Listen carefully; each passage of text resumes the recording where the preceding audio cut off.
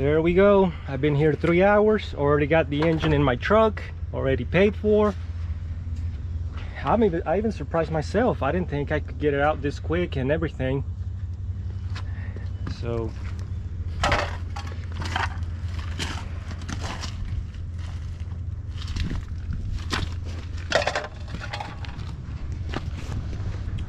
well, here's the engine.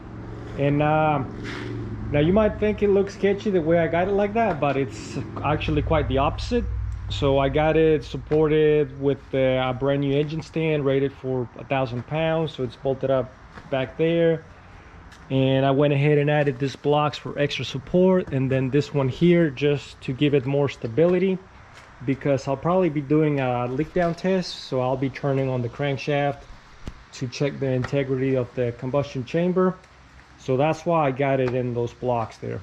So I give it a little bit of a cleaning.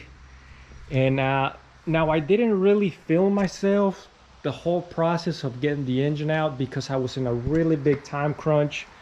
Like I said in that previous video, I went out there to the junkyard just to look, and I wasn't expecting to actually find this engine that day.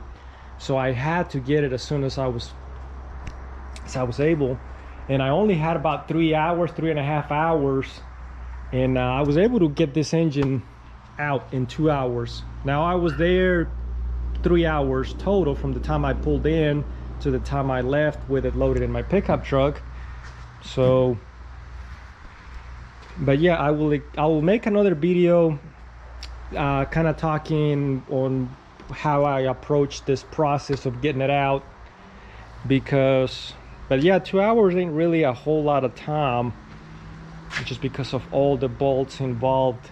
And I didn't want to start cutting stuff that I would actually need, because I had been to other junkyards, some even larger than the one I found this engine, and you try to find anything 302, 351, and it's all gone. I mean, yeah, you'll find the trucks, but they'll be gutted out. So especially at 351, that stuff goes quick. And I mean, you might be lucky to find the engine, but it'll have parts off.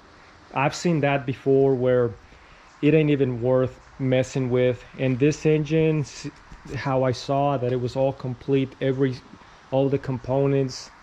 So this was perfect.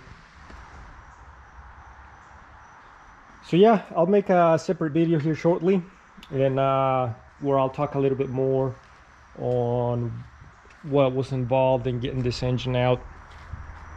So thanks for watching, and stay tuned.